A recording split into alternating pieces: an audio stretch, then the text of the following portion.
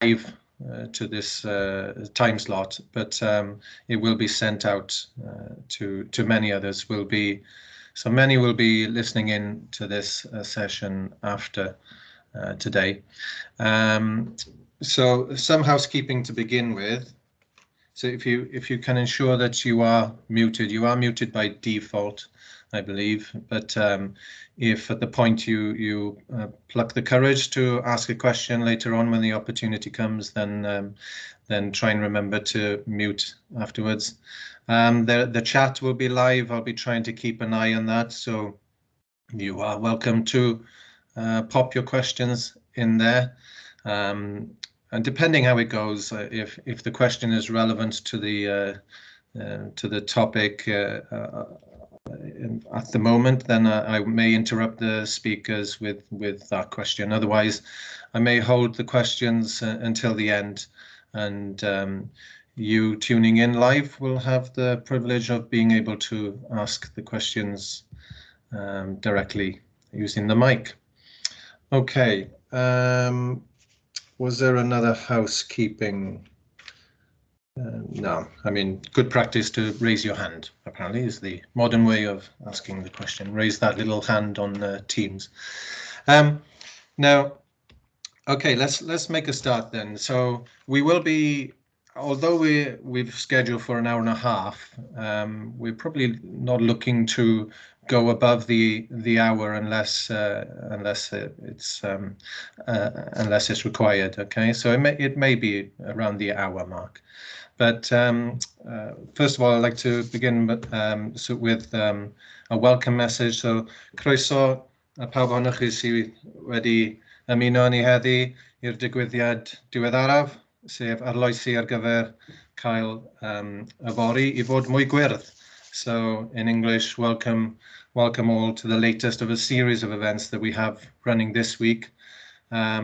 This one, Innovating for a Greener Tomorrow. Okay, so we have a panel today, some colleagues of mine, and they will discuss, along with an industrial input as well, some of USW's efforts of late in supporting industry, and maybe some of you listening in after today have been seeing some of the examples of collaboration that goes on between industry and USW. Will encourage you to get in touch with us if you find we can meet some of your needs. My name is Irvil. I'm a senior lecturer here at USW, and also sit on the sustainable group that's been set up here at USW. So I am aware of some of the efforts that have been taking place by USW. And also, if we go, I thought I'd start with just some context into why we are running this session today, or at least why we're running it this week in particular. So many of you may be already aware of the COP meetings that take place annually, and this time round it's our turn, UK's turn to host the meetings. So COP stands for Conference of the Parties, and they are the parties that are privy to the UNFCCC, it's recorded, so hopefully I've got that right. The United Nations Convention Framework, UNFC, so Framework Convention for Climate Change. And the COP26 is, I believe, or supposed to be 5 years after the Paris deal. I'm not sure if that's been delayed by years, so maybe 6 years now. And the Paris deal had commitments, which was in a short summary, which was aiming to have limiting the rise in temperatures by 1.5 degrees, okay, compared to relative to pre-industrial times. Okay, and that's why you've heard with the COP26 now. You may have heard keep 1.5 alive. That's what that's where that term comes from. So COP26 is basically trying to realize the Paris Agreement, done so with 2030 goals and 2050 goals. So this COP meetings that's happening up in Glasgow will try and secure examples of 2030 and 2050 targets. Okay, now, some of the governmental targets I noticed on the news yesterday. They were focusing on, I can see, power, so having clean power as being the most affordable, reliable source to meet the power efficient demands in time for 2030. And also there was the road transport aims to have zero emission vehicles as the new normal. Okay, in time for 2030, something that the panel can elaborate more on. And steel as well made it on the news last night. I think zero carbon steel is something that they're pushing for, something that is of huge interest here in South Wales, obviously, as we have big steel players just down the road from us, and whom we do a lot of work with. So. Hydrogen as well featured heavily in yesterday's news. So affordable, renewable, and low carbon hydrogen, again by 2030. Okay, and I think also agriculture featured in heavily as sustainable agriculture.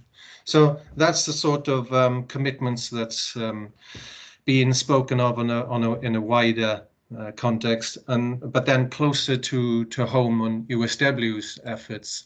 We do have, you can visit our website, which will elaborate on our 2030 carbon footprint road plan, and also our target of being carbon neutral by 2040.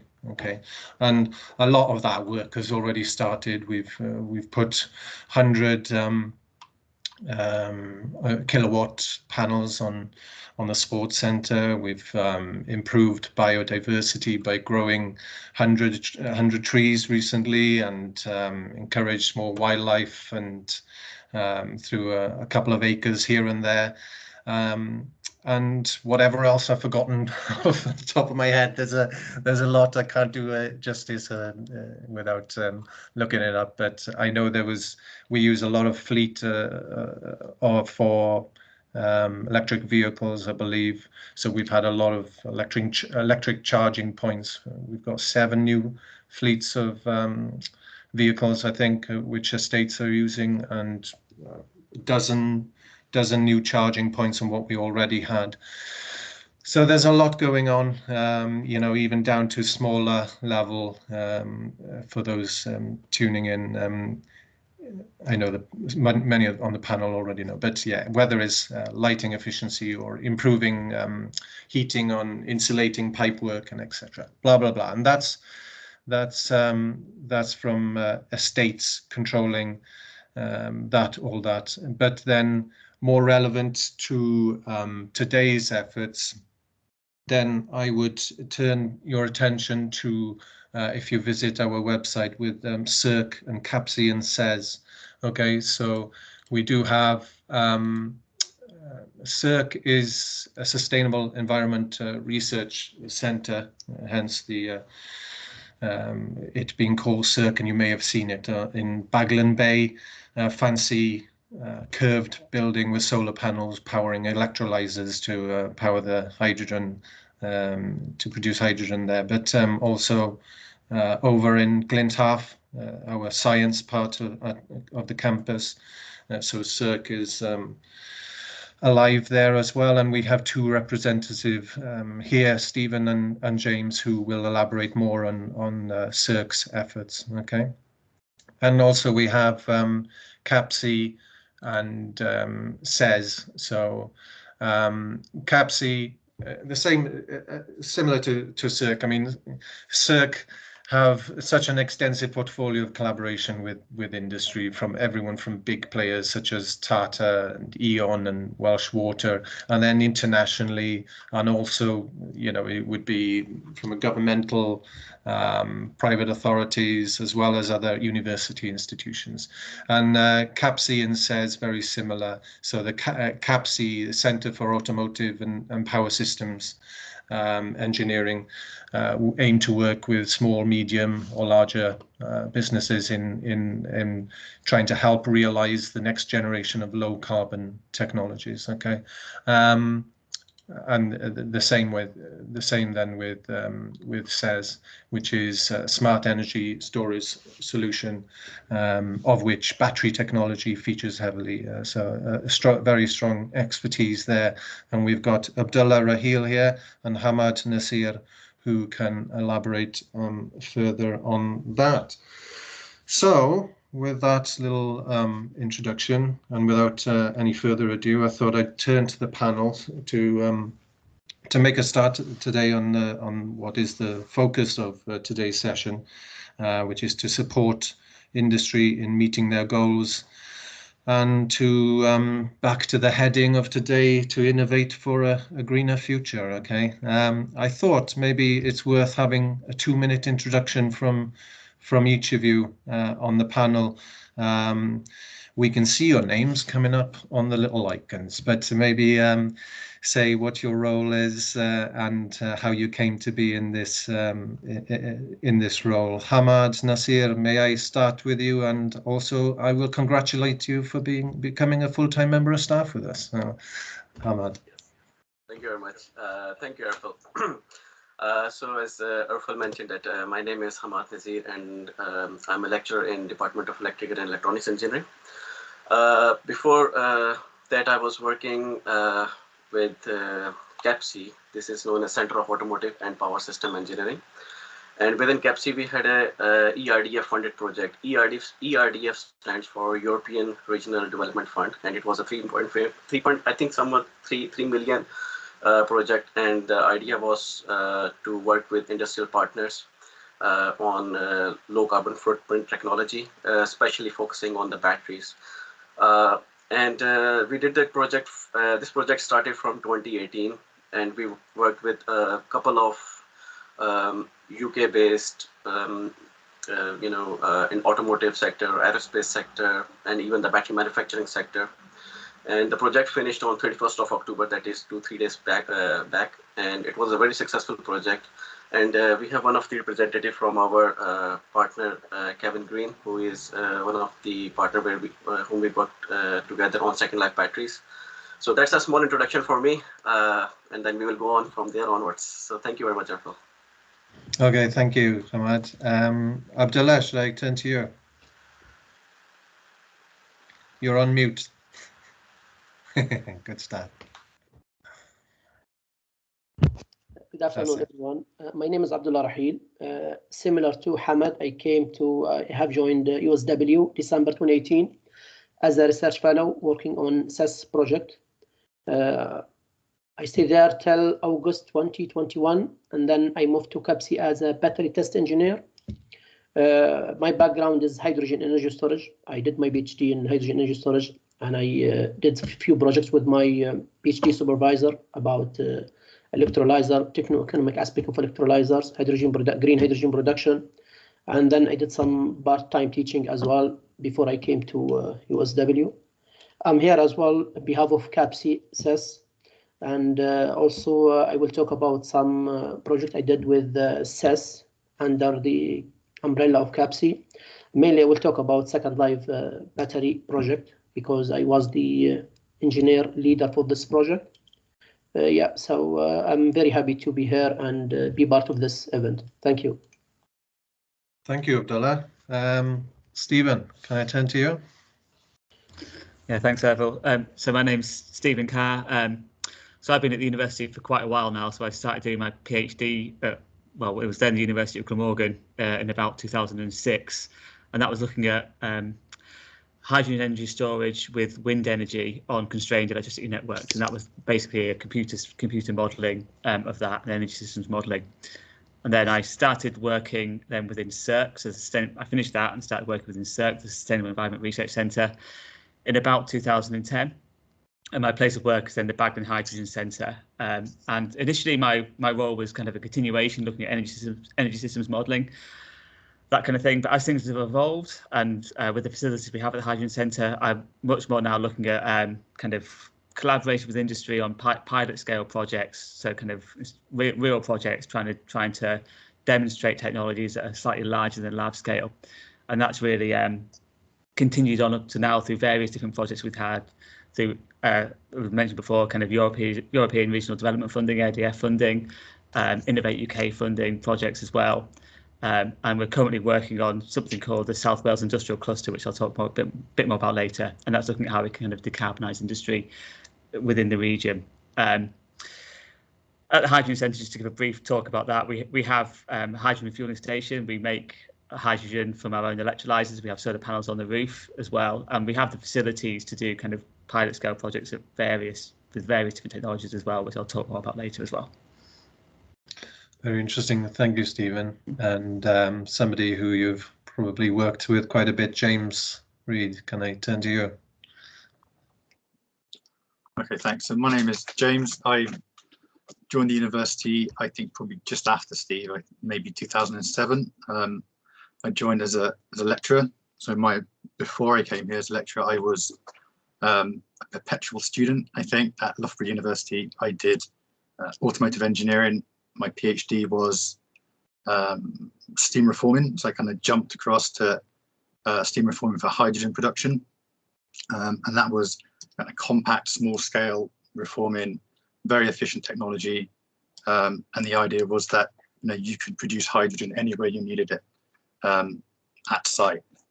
And steam reforming currently in the news again, not quite the same systems that I was using before, but it seems to be one way that the government at least is looking at to produce this low carbon hydrogen that we hear about these days. I joined the university then to teach on the MSc, an MSc which was then called Renewable Energy and Resource Management. We recently kind of switched things up on the MSc a bit. I've become the course leader of the MSc since, I don't know, maybe 2010. And we're now called the Renewable Energy and Sustainable Technology. I'm also then a member of SERC, and I'm involved in various projects in a couple of themes. I'm involved in projects on kind of bioenergy themes, looking at anaerobic treatment processes and using process monitoring techniques to try and optimize those processes.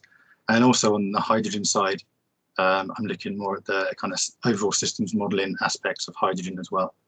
In terms of industrial collaboration, and the projects that I'm a part of kind of sit under these large umbrella projects that we tend to get funding for. So there's industrial collaborations within those, but also I'd like to talk about today how we integrate some of our industrial collaborations within the MSc with projects for students, and the sort of way in which the MSc can help us and help companies together to help innovate and maybe improve their practices and so on. Certainly, we'll come to that because after all, you are a course leader for a renewable, sustainable course that is based over in the science part over in Glyntav. If I could turn to Kevin, then the one that's going to give a perspective from the other side, working with USW. But if you could hold off from that maybe to begin with, and just give a brief little background to yourself. Certainly. Good afternoon. When I joined the SES group in Capsea, I was working for Ford Motor Company. I'm no longer working for Ford Company, but as I was a senior controls engineer.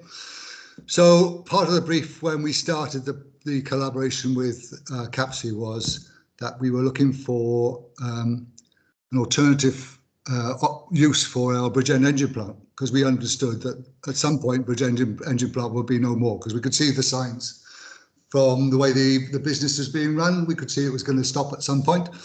So one of the managers there identified that we needed to do something to see if we could repurpose the building and maybe save some jobs. So we started looking at electric cars and trying to repurpose the batteries from electric cars into energy storage devices. So that was how they basically joined the SES team. We came along with our used batteries from our test vehicles from Dunton, which is our test facility. And then we wanted them to look at those batteries, see what the life of the batteries that was left in the batteries, to see how much life they had left in them, and see if we could actually then repurpose them into a energy storage unit of various sizes. So that's why That's why I started. So that's my brief introduction, and I'll probably add more as we go along. Yeah, thank you, Kevin. Yeah, great. Okay, that's an introduction to the panel, and again, the focus of today is the opportunity for industry to collaborate with USW, with the cross-disciplinary of expertise that we have on offer, and that's what universities often can offer, that maybe some businesses don't necessarily have by default. So we have expertise crossing obviously across engineering and science, and then with more specifics on top of that. But wondering if maybe we could elaborate more and start going back to you, Hamad. You know, how was it that Ford approached you? What was it they? We've already heard briefly of what the reason was, but just how did the process go from there, and what did you set out to achieve? Thank you, Arfel. I will interrupt, Hamad. It's because I know at this point we can get very technical, and that's our expertise. Just bear in mind the audience listening in. Maybe some having studied in the field and are comfortable in the field, but maybe keep some things to layman's terms. So, Okay. So I will keep Ford project for Abdullah, because Abdullah had a lot of discussion, involvement in the Ford project. Yeah. I will keep on some of the other projects which we did in SES. So as Arfel mentioned that I was a part of SES, and SES stands for Smart Energy Storage Solutions, and this was actually a 3.5 million project that was supposed to be done between the window of 2018 October up till October 2021. So our idea was to to develop collaborations with a number of industrial partners, and we had a lot of resources available we have a lot of resources available in CAPC. The resources involve battery testing equipment, and it's actually not a normal one. We have got a state-of-the-art battery testing equipment which we normally use for commercial aspects as well, and normally they are bi-trode equipment, can go from from small from up to 1 volts up, and can go up to thousands of volts. We can test the batteries for electric vehicles, for aerospace applications, for any application you name it, and we can test the batteries for that. So that was actually the platform which CAPC provided us, and based on that project, we developed a number of projects with industrial partners. So there were the number of the partners which we worked were Ford, as Abdullah mentioned. We had River Simple, and the projects were 9 months each. So the 9th-month project was run with Ford. We had a 9th-month project with River Simple, and then we had battery manufacturer Yuasa involved as well, in which we were using the batteries from GS Yuasa. We worked with Oxys Energy that were working on the lithium sulfur battery technology. We worked with Gwent cables, with SJJ Transition Brogwin, with Bridgend Baraf Council, and we worked with Continental Zytec. So many partners, maybe I would have been missing some of the partners, but these are some of the main partners which I'm naming. I will start with one of the project which we did, that was a 9-month project with River Simple. And River Simple are one of the, you can say, world's, if I'm not wrong, They claim that they are world's first or one of the main battery car manufacturers that use hydrogen fuel cells. So this is actually a prototype vehicle, but they are trying to commercialize that vehicle. And the main idea with that project was that they were interested in using the battery technology in conjunction with hydrogen fuel cells. And at the moment, what they were using GSR, that are high power cell, for taking, just for storing the energy during regenerative braking. But they needed some kind of alternate technology to that, because might be they had some kind of issues with GSR cells. What we did, we developed a cohort with McLaren at that time, and McLaren gave us some of the cells that they use for their Formula One cars. So it was actually a joint consortium between Simple, McLaren, and also with we had another company involved that is known as SJJ. So 3 companies working together along with USW. So that was actually a good start for our project, that was CES. So we tested McLaren cells, and as a result of which, what we saw that McLaren cells proved to be the alternate solution compared to GSR cells, which Simple was already using. So this kind of a project actually promoted the collaboration not in between USW, but also developed a collaboration between Simple and McLaren. So that was actually a promotion of business between 2 types of industries. And the project went very well. We had a very good closure of that project, and it was a success at that time. Our second project was with Continental Zytec, in which we had the idea was to develop rapid charging stations, and these were the normal rapid charging stations that can be used for any car, whether you plug in Tesla, whether you plug in Nissan Leaf. So it's not like that the charging station is only able to charge Tesla's vehicle. It can charge any vehicle, and it should be rapid charging based, and it should include battery technology as well. So during the during the peak timings, the battery will be able to store during the off-peak time, the battery will be storing the required energy, and during the on-peak time, it can provide that energy to charge the cars. So we worked with Continental Zytec on rapid charging stations, and the idea was to charge the car within half an hour rather than just waiting for 2 or 3 hours. So the thing was, it was not just a plug and play charging station. So you have to develop some kind of a programming technique, some sophisticated algorithms behind to talk to the battery management system of your car. And then we have developed a complete electronic control unit on our side that was using Raspberry Pi. And also we have some kind of inverters that we used during our project, the converters, and then we have some kind of a metering devices, but they were all CAN compatible. CAN means controller area network. So everything was CAN compatible. So all these CAN compatible devices were connected to our central ECU unit, that is electronic control unit. And this was the first of its kind that we developed this ECU program that in our own center, that is CES, within the CAPC. And then we had a complete graphical user interface where the layman or public was able to, put in their inputs that they want this kind of a charging at this particular time, and might be they need rapid charging for 20 minutes. And our system will be able to recognize that what type of car has been plugged in, what are the battery specifications for that particular car, and the requirements were then fed it into our system, and our system was able to adjust the inputs according to the car that has been plugged in. So that was a very successful project as well. We delivered the project, and then we had worked with UASA. UASA is one of the battery manufacturer in Wales. They are located in Wales, luckily. And they are developing the modules. But the problem with the modules is that there is a lot of wiring.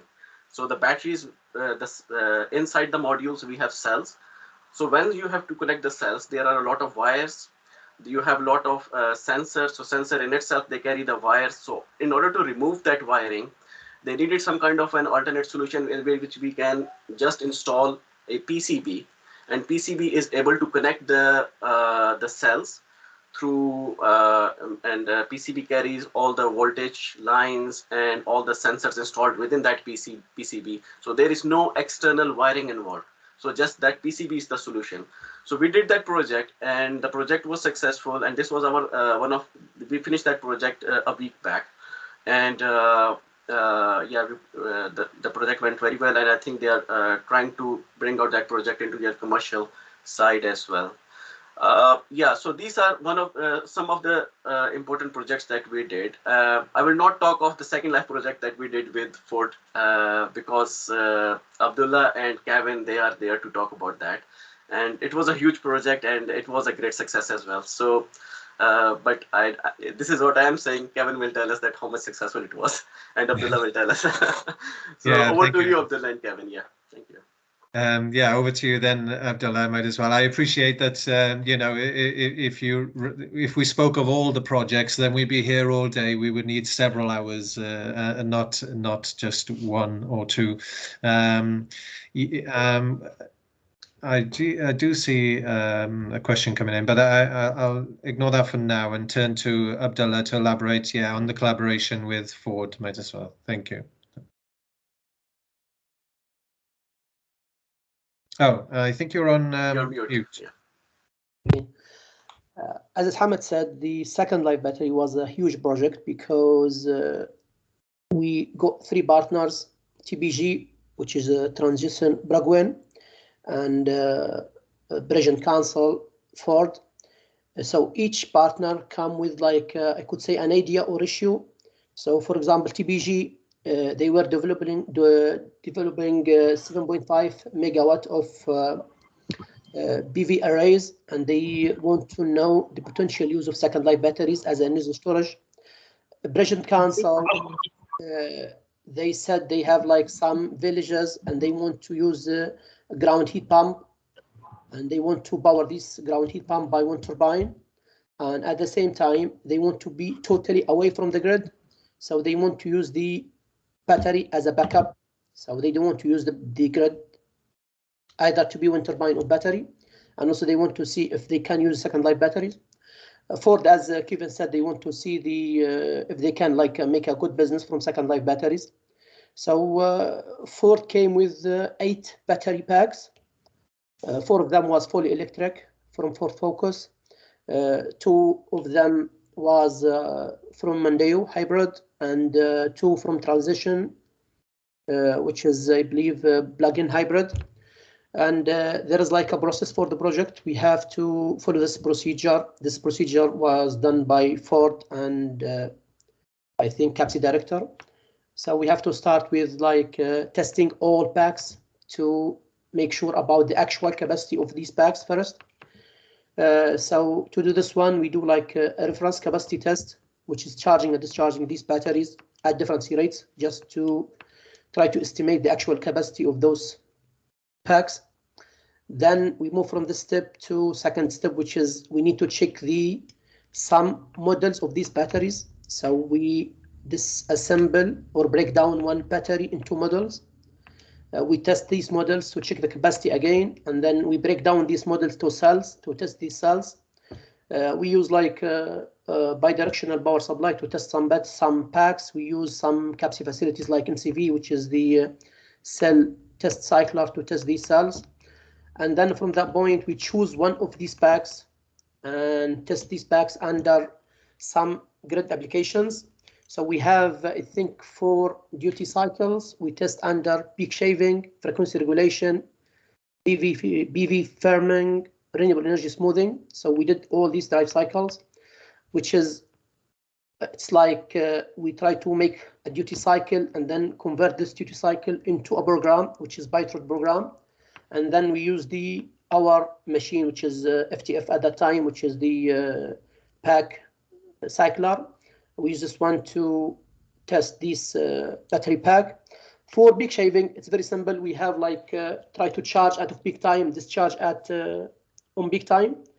The off-peak time, we believe in the UK nearly 12 hours, start from 10 p.m. till 10 a.m. And for the on-peak time, we try to use 3 different cycles or different hours, 8 hours, 6 hours, 4 hours. And we try to run the battery for these cycles continuously without any interruption. At the end of this test, we try to check the round trip efficiency, how much we inject to the battery and how much power you can take from the battery. From that point, we could know, is the battery good for this application or not? So the round trip efficiency was around 98%, which is quite high. And then from that point, we moved to frequency regulation. Frequency regulation is a tricky test because it's like pulsing for charging and discharging for a few seconds, like 4 seconds, for nearly 2 days. For this test, we can't do the whole cycle in 1 day because of the safety in CAPSI. So we decided to do interruption between these cycles. So we do 12 hours today, 12 hours like next day, because of we can't leave the test running. So we did this test, we did our calculations. We have to check for how long the battery can follow the signal tracking, because we send a signal from the cycler, our cycler, and then the battery should follow this cycler in an accurate way. And also we have to make sure about the SOC temperature. And then we did the same for PV firming, renewable energy smoothing. So we did all these tests, and then we analyzed the result, and we decided like the battery could be fine for peak shaving and partly for frequency regulation, and it's not quite enough for quite good for other applications like PV firming or renewable energy smoothing. Again, I couldn't say the results quite accurate because of the time. You need to do like more cycles to make sure it's quite accurate. But as Hamad said, it's only 8 months test, so we didn't have a lot of time to keep repeating or do more tests for more packs. After this one, we have to check for how long this battery could run. And this is very important for second life batteries. So you need to buy second life battery, use it for application, but you have to make sure at least for how long this battery can be used. So we did another test called accelerated aging test, so which is keep running the battery without an interruption.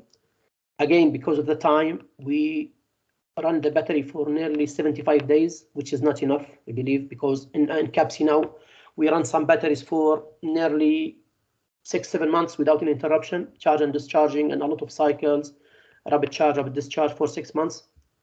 So this, it's not like quite accurate to say the battery is can work for 6, 5, 7 years without like long time and testing many batteries. But what we did running for 75 days. We didn't see any degradation in the battery. SOC is still the same, capacity is the same. Battery give like very good performance, which I believe at least for this pack it's quite good. After that, I think Ford was interested to see 500 kilowatt pack. So they need like full details of this pack. So after we testing, we think about configuration, like how many like models in parallel, how many model series, connections, inverter, converter, battery management system, packaging, and then finally the cost. So we gave all these detail we put all these detail in report, we pass it to Ford. This is the summary of the project in a few lines. And I now pass over to Kevin to listen to his feedback about Second Life Battery project. Oh, again. I actually left just before the end, I think, of what Abdullah was doing there, but most of the information was as we worked along. So, yeah, the project was very handy as far as Ford was concerned, and although Ford and Bridgend actually closed, and we were working towards getting a large energy storage system put together.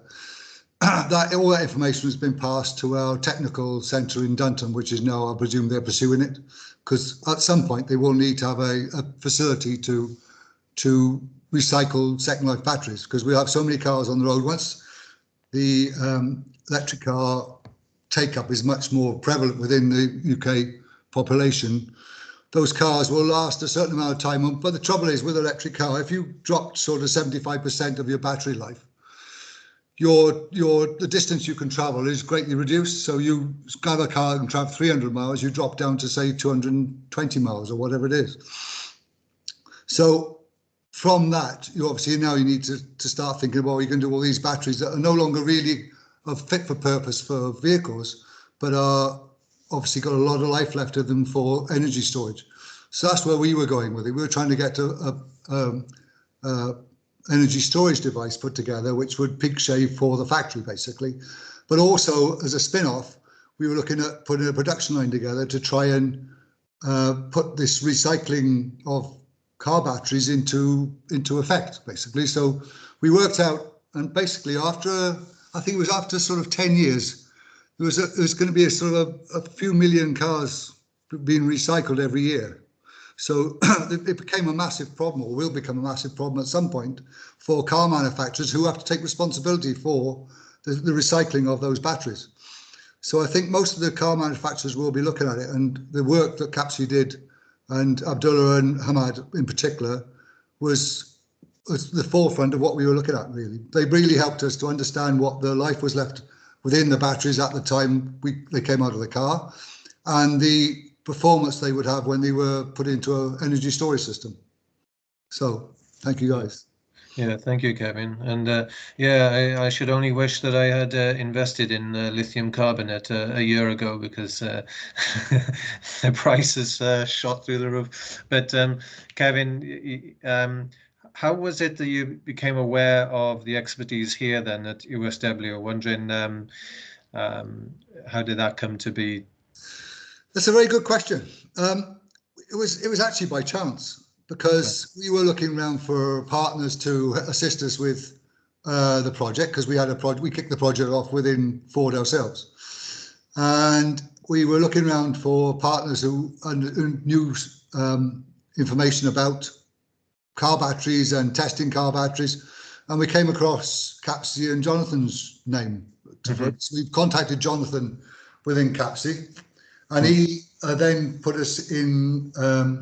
Suggested we join the CES project to allow us to do the work we want to do as far as the second life battery life was concerned. Good, good. I'm glad it worked out that way. Yeah, it did work. It worked out very well, actually. And I mean, I really enjoyed working with the guys, and it was really interesting work, to be honest with you. Oh, thank you. Thank you. And yeah, well, I have lots of questions on what's already been spoken about, but I will resist temptation and hold back until the end, maybe. But so we'll turn to Stephen. Do you wish to take on the baton? Sounds good, Errol. Yeah. So I was going to start by talking about a project we also did one with River Simple, who Hamad mentioned. Yeah, I noticed River Simple was one of your collaborative links. Yeah. Yeah. So they operate in mid Wales, and they build a two-seater hydrogen car, which is kind of quite advanced. It's kind of got a very good range. And they'd been initially coming down and refueling their car with us when they were kind of developing it and testing it. So we kind of had a relationship with them through that. And then they're always looking at how they can make their car more lightweight and essentially maybe a bit simpler to build as well. And they've been working with a company called Pressreg, who are based in Loughborough, and a kind of like a valve manufacturer who were looking to get into hydrogen valves and hydrogen components as a future growth area. So that kind of came together into a project, which was then money was applied for through the something called the Niche Vehicle Network, which is funded by Innovate UK. And that was in a project to develop a kind of high pressure hydrogen test rig to test these valves that Pressreg would develop that could then be used in the River Simple vehicle. So it was quite a short project. It was a year-long project with just a small amount of partners, but it was potentially a good example of how that collaboration can work, and all the partners being involved and contributing. And we helped design the rig. We hosted it at Baglan, and without that facility and that funding to get that facility, this ability for them to test their valves under high pressure hydrogen didn't really exist. So we kind of enabled Pressreg, the valve company, to kind of iterate their design and improve their design, and eventually send it out for type testing to be able to be produced for vehicles. So I thought that was kind of an interesting example of how that could then that collaboration could develop, and we continuing with a relationship with with River Simple and with PressReg as well. So kind of it's helped us kind of keep in touch with them and see how they progress and look at projects for the future. I saw that Sion had asked in the comments about how we're working with Tata. So maybe another example where we've done a project with Tata Steel, and this is kind of linked in with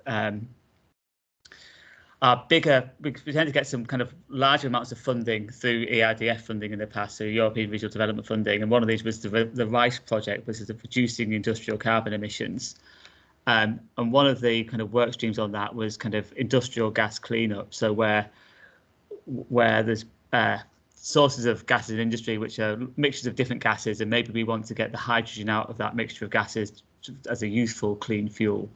So that was the RICE project, and we also then were funded through something called KES, which is the knowledge. I can't remember what the acronym is actually. Knowledge Exchange and Skills something, which is again, it's an European social funded PhD with industrial partners who kind of sponsor those PhDs. And one of those was a Tata PhD looking at their gas streams, their waste gas streams, and how can we kind of clean them up and get hydrogen out. So we had a PhD student who was funded through Tata, working at Baglan on designing and helping us build this this gas cleanup test rig, which was then funded and developed through the RICE project. And this was a pressure rig absorption rig. So we have their waste gases, their blast furnace gases, which are a mixture of carbon dioxide, carbon monoxide, hydrogen, and other things. We'd put it through something called a pressure swing absorber, which would separate out the hydrogen as much as possible. So you get maybe 99% clean hydrogen. And then we put that through an electrical membrane, which would then pressurize that hydrogen and make it up to fuel cell purity as well. And then you could essentially up value those industrial process gases from Tata to a high purity hydrogen stream. So we had a PhD student working with Tata, looking at that with us, and we developed the rig here, and that's actually still ongoing because the electrochemical part of that was actually developed by an American company called Skya, and we're with everything that's happened recently with the pandemic, there's been a delay on that, so that's kind of been a bit delayed, but we're in the process of building that rig here at the moment. So that's just a couple of examples of the way we collaborate here at the Hydrogen Centre, and we have various other projects going on, which I won't mention all of them, but it tends to be this kind of pilot scale system where we want something maybe already been proved at bench scale, but we want to show, well, how does it work at a larger scale without going up to a full scale? It's that intermediate thing as well. Yeah, thank you, Stephen. Well, James has been very patiently waiting there, so so over to you, James. Thank you. Okay, thanks. I'm going to take a slightly different tack. I'm not going to talk about necessarily projects that I'm involved in personally. I think there's been quite a few of those talked about. I'm going to talk really about, in terms of collaborations at MSc level for us, and how that can lead then on to further collaboration, maybe later down the line. So we run an MSc, and as part of the MSc, as a standard for a taught MSc, we do sort of 6 modules on various subjects around renewable energy, and then on what we call sustainable technology, which sort of looks at sort of bioprocesses, industrial resource recovery, these sorts of topics that you might know, things that Steve has just spoken about, things that we bring in from our research activities and our kind of big collaborative projects into the course. So the students will do 6 modules, hydrogen module as well in there, because obviously we have the Hydrogen Centre. And they also do their project. So their project is like a 3 to 4 month individual research project, again, which is standard for MSCs. And it's here where we try to kind of collaborate the most with industry on the course. So for the taught staff, we're mostly interested in getting knowledge out to students, knowledge that we've developed ourselves, and knowledge that is, appropriate for the course, I suppose might be one way to say it, trying to keep them up to date with current events. But for the dissertation, for their project, what we try to like to do is kind of bring them into our research community as much as possible. And so some of that involves then putting them onto projects so that they contribute at a relatively lower level, but contribute to some of these bigger funded projects that we have. So they might work alongside or be supported by a PhD student, and the PhD student then is working on one of these larger scale projects. So something like students working on perhaps rhai, PhD students working on something like rice or Flexis, these big umbrella projects that we've had within CERC, would support MSc students then, and the MSc students would then be able to contribute something along that route. So we have a few students in the past who have been part of those sorts of efforts, working in our labs at Upper Glyntaff with us, doing hands-on practical work that supports these sorts of things on sort of characterization, process and monitoring again, these sorts of ideas. And then we also have projects that are kind of standalone with industry, where either the student has a connection, they might be working for a company and come to us to study part-time, and then they want to do something that is relevant to their job to help them move on in the company. We've had people before working for companies like Welsh Water have come and studied with us. And as part of their project, they've focused then on particular areas. We had a project that looked at, can you run a wastewater treatment plant? So a sewage treatment plant, could you run it in an island in configuration indefinitely? So could it generate all its own energy and not be reliant on the grid? So this student produced a very good project on that. I think Steve supervised that back in there a couple of years ago. And that student came to us with one particular role in the company. And then when he completed his project, he then moved into more of an energy role within the company. So he used that sort of collaboration in terms of a project that was relevant to the company to help him move on within the company.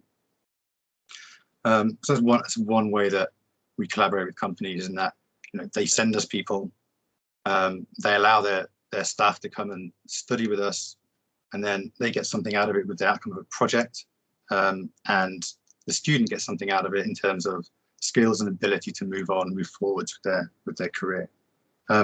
Sometimes we have students that don't necessarily have a company in mind, but they've got a good idea. So we had a student last year who became very interested in insect frass. So this is insect frass is if you're farming insects, insect frass is all the leftover bits. So it's the feces, it's the kind of leftover bits of insect shell, dead insects, and so on that falls to the bottom of the whatever containers you're keeping your insects in.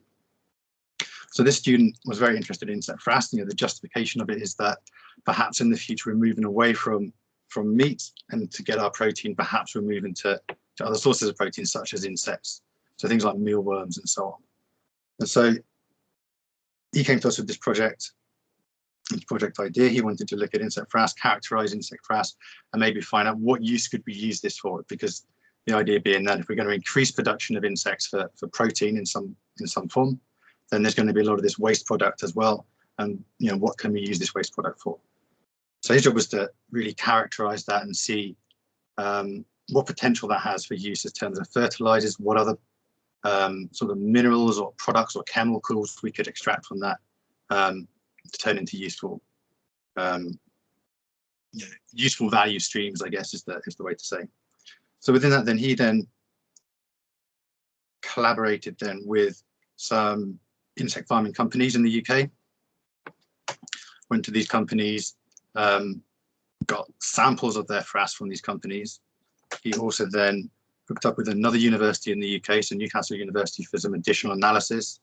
And then also approached and got some collaboration with Zero Waste Scotland as well, in terms of ideas for what can we do with this frass, what use is it, and so on. So that's another way that we try to encourage students to collaborate with industry. So we will assist them in that way to do these sorts of projects. And as part of that, then if there's a company out there that has a need for a project, they don't have a lot of money to spend on employing someone to carry out this work for 3 to 4 months, then an MSc student is a good way to get someone to trial an idea for you.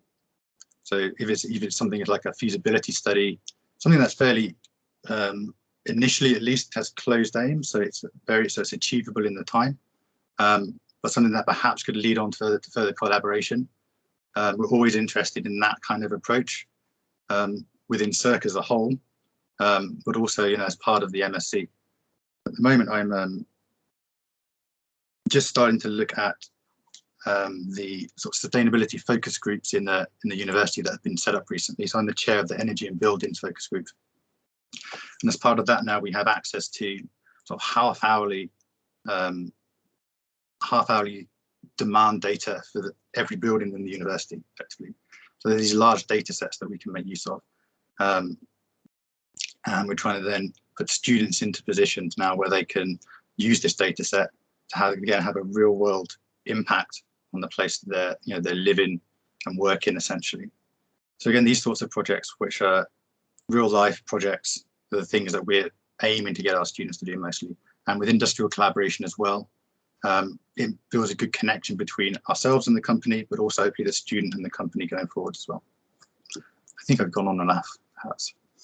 Oh, that's really interesting, and data is a big thing nowadays. So, especially if you speak of from data fusion and AI and influencing behavioural change for the good or wherever you wish to go with it. But there we are. Thanks for that. Not sure if I'm too fond of the idea of all of us turning to bush tucker trials and eating worms, and that'll make I'm a Celebrity get me out of here. It won't be that impressive anymore if we're all eating worms, But interestingly, yes, yesterday, no, it was Monday. I listened to her name escapes me, Jane, I think it was, delivering on, because we have a series of similar events to this. And she was speaking about using unconventional materials to reduce the impact of CO2 in the fashion industry, because the fashion industry apparently is second to oil now as the biggest culprit, and as I think even Prince Charles made a point of it in his address at the beginning of the COP meetings. So I was wondering, James, might you be able to elaborate a little bit on some of the efforts you did with trying to fight against the plastics pollutant? Because I know you have done some work in that area, at least. Yeah, so currently just joined the supervision team actually for a new PhD student who actually is a past MSc student. He's gone away and he's come back. His MSc project was actually looking at bioplastic, so bioplastic production. And now he's coming back and he's going to be using some of the tools we use for process monitoring of our kind of wet kind of fermenters and things like near-infrared spectroscopy and so on, to look at ways of trying to optimize bioplastic production in that way. Mm-hmm. What I mean by that is with the bioplastic production that we carry out in the labs here, we basically have fermenters and we fill them with bacteria and we feed the bacteria. And the bacteria produce this plastic as an energy store. So in the same way that mammals would produce fat cells to store energy, they'll then consume it when times are lean. These bacteria do the same, but they produce plastic to do this. So what that means for the plastic is that the plastic is inherently biodegradable because the bacteria themselves are able to break it down and take the energy back again. So the key thing then is, in this kind of exploitative little fermenter that we have, we take the bacteria, we feed the bacteria, and we need to try and think about what is the best time to harvest the plastic from these bacteria. So this student is going to be looking at methods and ways in which to try and figure out the best times. So how can we optimize that plastic production process? We've done other work around bioplastics as well, in terms of things like biodegradability of bioplastics. If you have a pure bioplastic, so a single type of bioplastic, then yes, it's biodegradable, but it's not in a form that's readily usable for us. So we need to modify that plastic in some way to make it into the type of plastic that we can make things out of that are useful to us. So once you start doing that, you might combine several different types of bioplastic together, and the biodegradability of that combined plastic, it changes the properties of the plastic in a way that means that it might not be biodegrade as quickly, but you might need some kind of pre-treatment to help it along, and so on. And so we look at ways to do that as well. So we've had various projects that around characterizing the biodegradability of different types of mixes of plastics and thinking about how we can improve the biodegradability and so on. Yeah, thank you, James. And we're coming up to the hour, so that's been rather good timing, in fact. But I will throw a couple more questions. But those listening in, you're welcome to throw more questions in the chat, or I'll give you an opportunity in a second to just unmute if you can pluck the courage. So you're welcome to. Now, obviously, hydrogen is one of the main focuses with affordable, renewable, low carbon hydrogen available by 2030. I was wondering, Stephen, whether you could elaborate on what might be the main obstacles in achieving that. You're talking about the end of a decade, which may seem like a long time to some of any youngsters tuning in, but us who are getting on a bit longer know that 9 years is a flash in the pan with technology, especially when there might be political barriers or whatnot. So what might you describe as the biggest, is it a technical barrier that may provide the infrastructure upgrade investment required to make it a realistic target for hydrogen? It's an interesting question. I'm not sure it's a technical barrier so much as in the technologies exist nowadays for everything. But there's maybe kind of a financial and regulatory barriers. So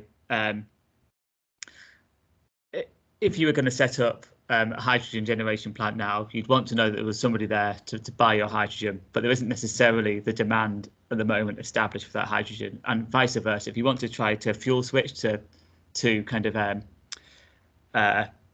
to use hydrogen in your industrial processes or anything else, you have to want to be guaranteed that there's going to be a decent source of hydrogen for you to use, and it's getting those two matched up, I think. And what the government has done this year is they've published the hydrogen strategy, and they've also published some of the details of their business models and funding to get us to their target of I think it's 5 gigawatts of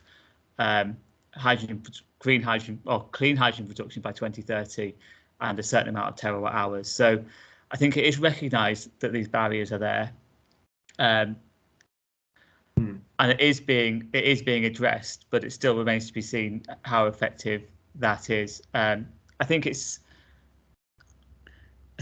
quite often seen in industry that the best thing you can do is kind of reduce your energy use. Then you might think about electrification if you can electrify your processes, and if you can't do that, maybe the way to go is hydrogen. But it's not quite so simple as just switching out processes that uses natural gas at the moment to hydrogen. There are other things involved. There's slightly different heat properties and chemical properties if you use hydrogen as well. So that all has to be addressed, and that is all being looked at. I think what we'll see is much more kind of transport type projects coming up, which we see at the moment. So hydrogen bus projects coming online, and maybe kind of limited amount of hydrogen fleets being developed as well. And there are projects coming up with that. But I don't think it's technical. I think there's a cost element as well, and it's making sure that the structure is there that companies can and will invest to bring costs down. And as we start to produce more of these technologies, the costs come down as well. Yeah, people speak of transport and storage with respect to hydrogen, but I wonder if it lends itself more to the heavier goods vehicles rather than just because with electric charging points, I think the aim is to go more street by street, whereas on a hydrogen it may be on a step back with larger fleets. I think so, yeah. With hydrogen, it's the same kind of model as you would refuel a petrol or diesel vehicle now. As you wouldn't leave it charging overnight. You'd go to your hydrogen fueling station, fill up your car or whatever in 5 minutes, and that would be it. It does maybe suits people heavier duty vehicles and people doing more miles as well, because the fueling time is quicker, and there's maybe a bit more range from a hydrogen vehicle as well. So for buses, potentially for trains as well, where if you can't electrify a line and you want to decarbonise, You could look at a battery in a train, but you could also look at using hydrogen in a train as well, and that's like something we'd like to see more. I think you might see kind of lots of electric vans in cities, but if you're just transporting goods over longer distances, exactly heavy good vehicles powered by hydrogen as well, are something which is being developed and we're probably likely to see in the next few years. Thank you. I'm wondering, I'm seeing before me now, I'm just brought up Grid Watch, and I'm seeing wind supplying 6.8 gigawatts, 17% of the demand. I know that's on a transmission level, not necessarily on a distribution. I'm wondering, Abdullah, Hamad, Kevin, some of the efforts that you guys have worked on with batteries and second life batteries, is that maybe the answer for improving wind's contribution? Because obviously wind is something of one of the favourites maybe in terms of the renewables that being adopted in UK, and for it to play a bigger role, then one must remember that it is a random generator. Although you could argue that with weather forecasting, you know what you're going to get, but you can only forecast so far in the future. But is battery technology going to give the wind industry the next step to progress? For me, I think yes. Yes and no, actually. Because I'll give you an example. For example, if you think about offshore wind turbine in Scotland, so they're expecting a huge power to come from there, but the high demand of power, it's very far from there. So in this case, battery will not work because you need to transport this power to the high demand. It's very difficult to use battery in these cases, unless you need to think about, I don't know, but to produce a huge amount of power in Scotland and then store it, use it later. It's not quite worth in economic side, but at the same time, there is a lot of, I can see, like what you said in Grid Watch, in some days, there is a lot of power in off-peak time. So battery could do a lot in this regard. And that's why I think we try to focus on the second life batteries. Even in CAPC now, there's a lot of discussion and talk about second life batteries. So it's because this one is the future, yeah, because you have to go to, I mean, in the UK, you have to go to net zero by 2040 or probably 2050. So you have two lines, which is power generation and transportation sector. So transportation sector in the UK is responsible for 27% of the total emissions. So in this case, you have to think about electrification, as Stephen said. Electrification could be like either to be hydrogen or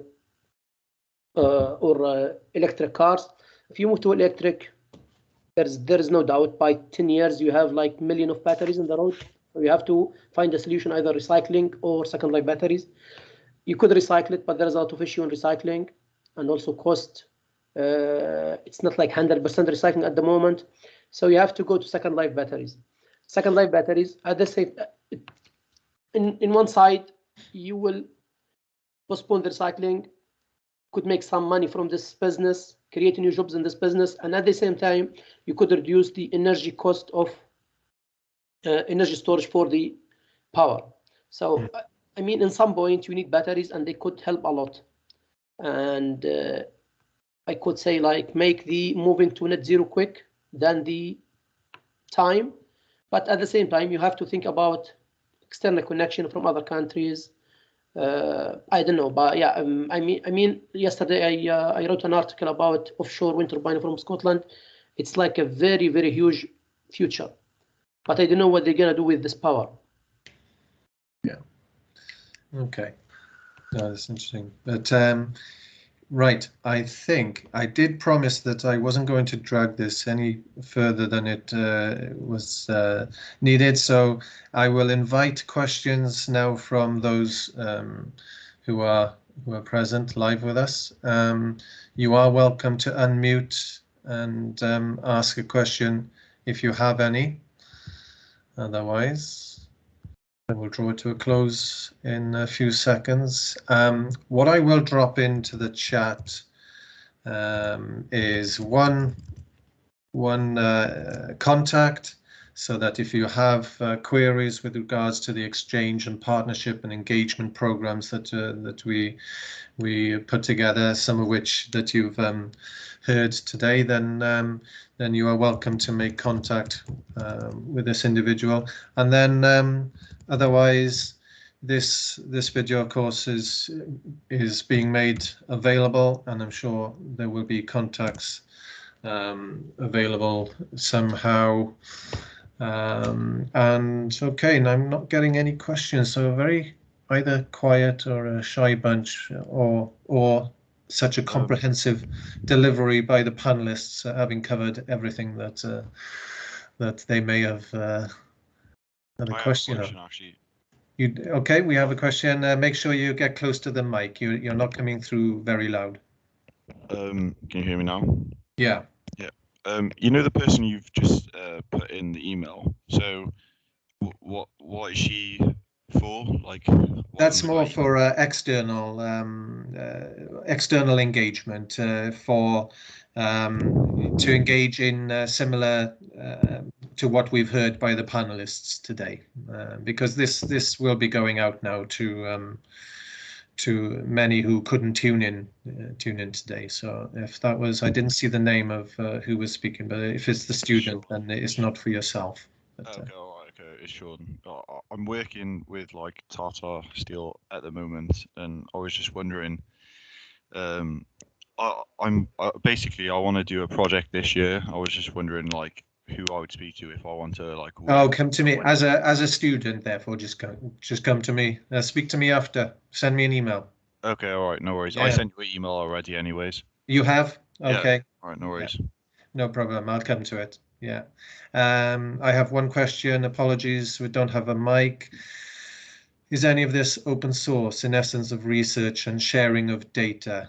I guess how much of what you've described today is published, guys, or is there a non-disclosed agreement between you and the partnership, and there's not much to reveal to those listening in? Are you able to give a mention to that? I think that is fine for us, because whatever we have, whatever we have talked about. For me especially, I'm not sure about the other guys, but that's fine for us, because everything is on public, and most of that was already advertised on SES website. So we have got our own SES website. So if you log into our SES website, you can get all the information which I have talked here, along with our all partners, and what type of projects we did with them. So it's nothing to be hidden, or nothing to be, so everything is available there. So I think everything is okay for us, from us. Yeah. It's the same for us. It's forward the we had an NDA with the guys from SES, but it was covering the technical details of the batteries. It wasn't covering the actual objectives of the project. So as far as what we discussed today is open source, as far as I'm concerned.